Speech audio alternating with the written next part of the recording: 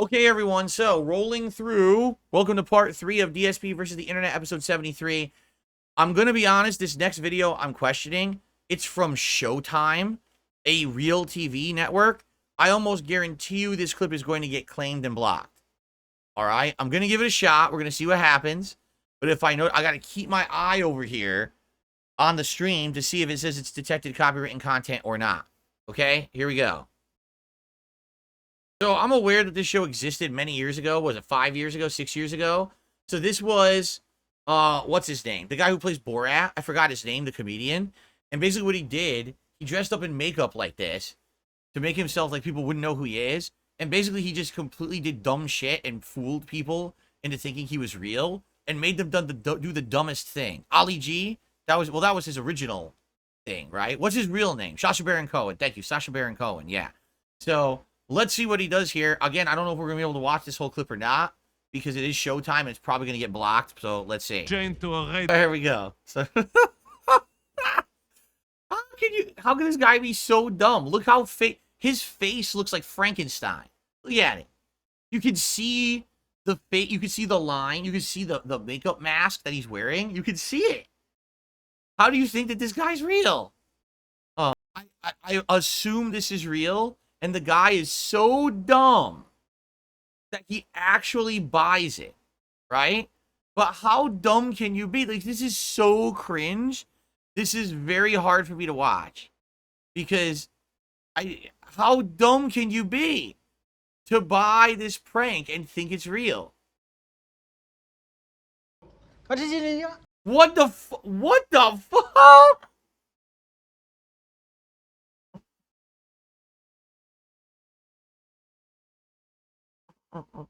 I don't know if I can watch anymore. I hate cringe content. I don't think I can watch anymore. That was it. That's already my limit. What the fuck, man? Oh. Hong Kong, I've been to Hong Kong. Sushi. When I said, I knew it. We just got matched with the show. I can't watch anymore. It just got flagged. So I watched as much as I possibly could, but I knew with it being officially from Showtime, I knew that was going to happen, so we got to move on. Now, this next video is interesting. I'm currently playing Riven Remastered, okay? And basically, this is a video explaining how they did it, but it's 27 minutes long. There's no possible way I can watch the whole video. So probably what I'll do, let's skip the intro. Let's at least start watching, like, I don't care about the origins in early VR. I don't care about that. There you go. What about Riven? Until now, its 1997 follow-up Riven remained largely untouched and under-discussed. But if we consider both the creations of Cyan and the experiments in VR that were happening back in the day, each of these were designed to increase immersion within a virtual space. And now, decades removed, the two finally meet.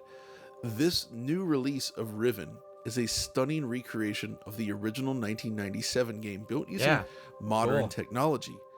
At long last, one can step into the world of Riven completely in virtual reality. Of course, it's not a VR-only game either. Whether you prefer the flat screen experience, complete with HDR, or the headset, Riven is the ultimate realization of what Cyan sought to build all the way back in 1988.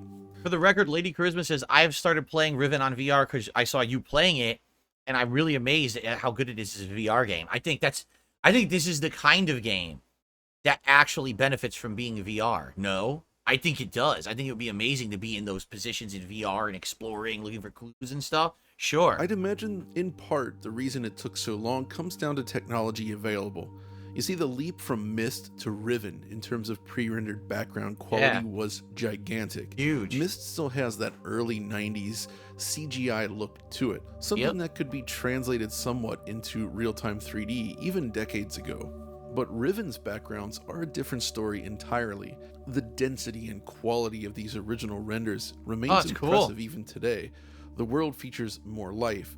Despite ultimately remaining a series of still shots that you click through, Cyan was able to add animations such as rippling water, plumes of smoke, and small insects buzzing around, bringing each scene to life. Furthermore, larger videos could be utilized, enabling full-screen animation that was not possible in the original Myst.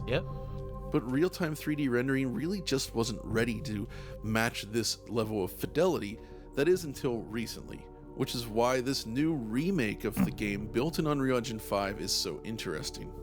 So to begin with, this new version of Riven is available currently on PC and Meta Quest. We'll talk about the Quest version shortly, but I want to first focus on this PC version. Oh man, look at how good Steam VR looks. Look how shitty MetaQuest looks. Steam VR looks insanely good, right? MetaQuest 3 just looks bad. It looks like a mobile game or like a like PS2. Wow, so hey, if you can choose, you got to get that Steam VR version, man. They don't even look like the same game side by side. While it is touted as using Unreal Engine 5, it might surprise you to learn that Riven does not actually utilize any of the new technologies pioneered in this iteration of the engine. That means Nanite, Lumen, and virtual shadow maps are absent. This primarily ties into scalability reasons. They needed to ensure the game could run on a Quest headset, and the team size isn't necessarily large enough to support multiple branches. However, do not let this fool you. Riven perhaps demonstrates more than most titles that artistry trumps all, and it is a truly gorgeous game. Yeah. Ultra high density polygon models fill each and every scene, giving it that true CGI-like look. I'm playing it on my mini PC with settings low, but I'm using that special technology, the AMD technology, to basically up the frame rate. It still looks pretty good. It's not like this. Like, this is crazy detailed, but it's still pretty good for what it is. So I am pleased with the representation I'm getting. Okay. Oh, I see. Lady Charisma says, MetaQuest is standalone VR. You can use a Quest on PC and get PC VR level graphics. For standalone, it looks better than on video. Okay. All right, let's, comparison, sure. Of the original game using the new 2024 remake. But I actually want to start here at the very beginning with the Cyan Company logo. The team has chosen to recreate the original 1997 version of the company logo. That's cool. Recreated that sequence using modern tools. I know, a company logo doesn't seem that important, but there's something about the beginning of a Cyan game that's really important, and getting this right is key. But then we cut to Atris furiously scribbling in one of his books. A specific moment might be, at least in my estimation, the one arguable downgrade, but I understand the reasoning why. You see, in the original, they relied on full motion video. Right. But for this remake, they switched to 3D modeled versions of these characters instead, which look, obviously, less realistic. As a result, some of the charm is lost, but I'd also imagine that integrating FMV into a fully 3D game like this would have been very difficult and expensive, if not entirely convincing. The animation is also slightly out of sync with the game's active frame rate, so it doesn't look quite as smooth as it should. Thankfully, you don't encounter all that many characters in this game outside of specific sequences like this, and, well, the next scene here, where the same holds true. The 3D model just lacks that specific flavor of the original, but again, thankfully, it's not really a character-driven game, so let's begin our adventure. And it's here where many of the new version's advantages shine through. Firstly, I love how they've managed to maintain the proper atmosphere. The weird contrast between bright blue skies and the color grading with these strange shapes and designs. Yeah. While the backgrounds have certainly been modified, sometimes for gameplay purposes even, they retain so much of that original design charm and feel very authentic. Stepping forward, you can see that the terrain itself is more detailed with higher resolution. That's really textures. nice. Being real time also allows more animation in every scene. Obviously, I'm stepping through this shot by shot for comparison purposes, but being real time, you have full freedom of movement as well. Now, there are some changes to the layout, as I mentioned, and you can definitely see that when you line them up side by side. Stepping up onto the bridge, though, we can see that this portion of the island has been redesigned entirely. Given the structures within, it probably even makes more logical sense now in the remake. However, the interior itself has been modified. The hallway is now much shorter, and the purple chair room has been moved to another section of the island entirely. As we arrive at the bottom and open the door though, we enter the same area with these beautiful pillars. The textures are rather different, but I think they've successfully translated the look and feel of this room into real-time 3D. It's a beautiful scene. The detail on individual elements is lovely, with Pretty dang cool. ultra-rounded edges and high-res textures slathered across every surface. Of course, the door is currently locked, so we need to go right back up to the bridge, and crossing that bridge in the other direction also reveals a scene that feels amazingly faithful. The glimmering gold sphere looming in the distance behind the mountains remains striking to this very day. You can, of course, see the issue. Obviously, this is a very long video. Let's just see what the next segment is. PC versus MetaQuest 3. Here you go. Fascinating. So firstly, it's worth noting that the PC version can be enjoyed in VR in addition to the MetaQuest version. When capturing for the video as well, I decided to use the Quest's internal video recorder to eliminate video capture differences in the comparison. The capture is lower quality than what you'll see through the headset, but this way the two are equalized when making comparisons. When you fire up the game on Quest for the first time, then you'll be met with a very, very long initial loading screen. This is likely shader compilation, which is something we've seen in other Quest games as well. It genuinely takes about 4 to 5 minutes to complete, but thankfully, restarting the app after this process is finished does yield much faster, though still long loading times at boot. Once in the game, however, it's clear that something about Riven is different. Image quality is pretty sharp, I'd say, but the game suffers from plenty of stuttering and artifacts, resulting from heavily relying on asynchronous space warp, which is akin to a form of frame generation. That looks Space bad. warp is interesting because it can look pretty good in some instances, but it can also break easily if you know what you're looking for. The combination of even running on my mini PC, which doesn't even meet minimum requirements for this game, it looks better than what we're seeing on the MetaQuest. No, sir. I don't like it. No, sir. All right. A journey of sound. I guess we could talk about the soundtrack. All right. It's pretty cool. I like that. I like that video. We skimmed through it, but that was pretty cool to see the comparison between the two. Okay, let's see what's next. The biggest economic lies we've been told by Robert Reich. Interesting. In America, it's expensive just to be alive. And that's not just because of the pandemic. It's because of choices made by some of these, irregular Americans. Just look at how big oil is raking it in while you pay through the nose at the pump. Not sure about you, but I'll do just about anything to save fuel where I can. Go around. I'm driving slow because I'm saving gas. No. You don't like it? Go around. Go around. That's on top of the average price of a new non-luxury car, which is now over $44,000. I mean, even accounting for inflation, this is way higher than the average cost when I bought my first car. It's probably in a museum by now. Even worse, the median price for a house is now over $440,000. Yeah. Compare that to 1972, when it was under $200,000. Work a full-time minimum wage job, you won't even be able to afford rent on a one-bedroom apartment just about anywhere in the United States. Yep.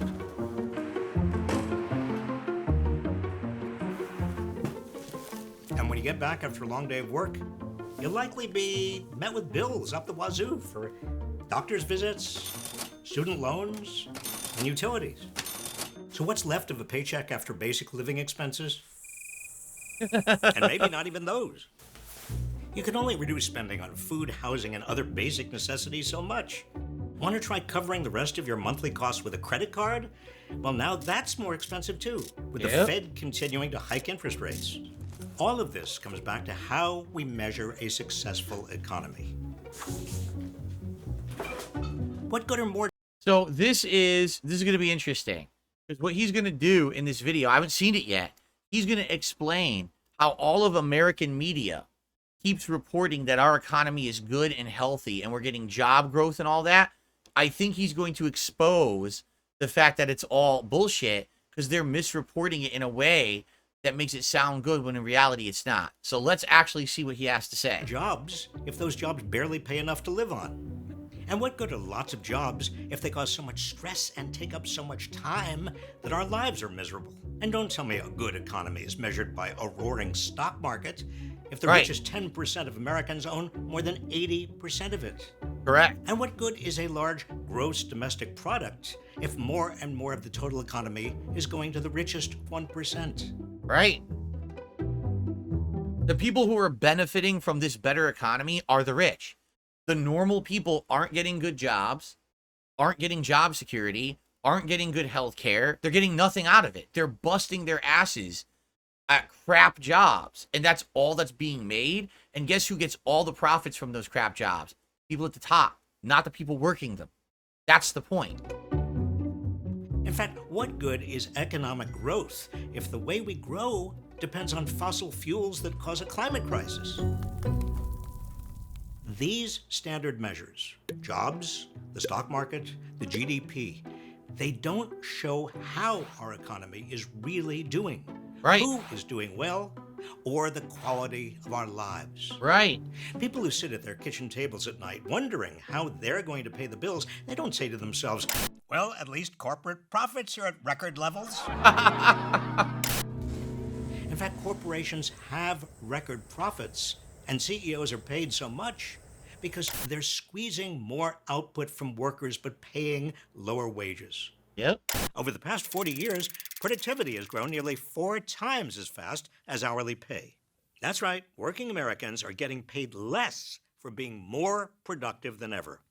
Wish we could say the same about billionaires. Yeah. This At the jackass. same time, corporations are driving up the costs of everyday items people need. Because corporations are monopolizing their markets, they don't have to worry about competitors.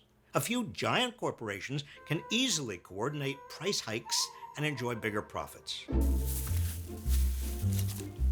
Just 4 firms control 85% of all beef, 66% of all pork, and 54% of all poultry production.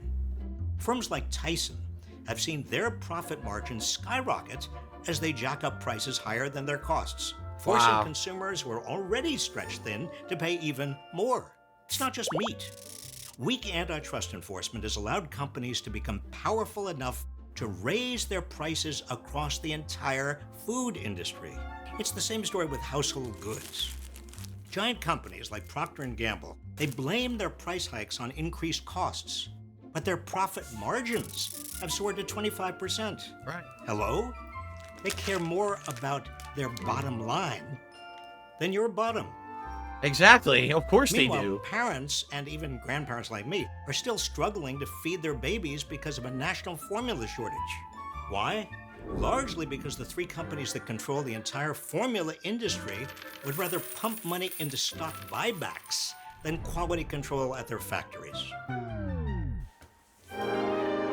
Traditionally, our economy's health is measured by the unemployment rate, job growth, the stock market, overall economic growth.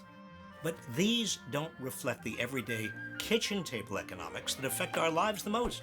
That's right. These measures don't show the real economy.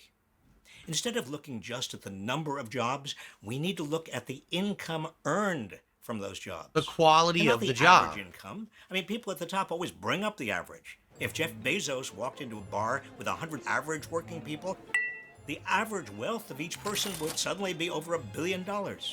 No, look here at the median income, half above, half below. And make sure it accounts for inflation, that is real purchasing power. Over the last few decades, the real median income has barely budged. This isn't economic success, it's economic failure. Yep. With a capital F. And instead of looking at the stock market or the GDP, we need to look at who owns what, where the wealth really is. Over the last 40 years, wealth has concentrated more and more at the very top. Look at this. This is a problem, folks, because with wealth comes political power. That's correct. Our government is controlled by it. Forget trickle-down economics. It's trickle-on.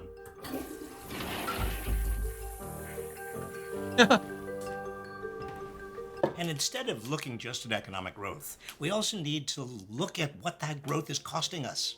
Subtract the costs of the climate crisis, the costs of bad health, the costs of no paid leave, and all the stresses on our lives that economic growth is demanding. We need to look at the quality of our lives, all our lives. How many of us are adequately housed and clothed and fed? How many of our kids are getting a good education? How many of us live in safety or in fear? Right? You want to measure economic success? Go to the kitchen tables of America.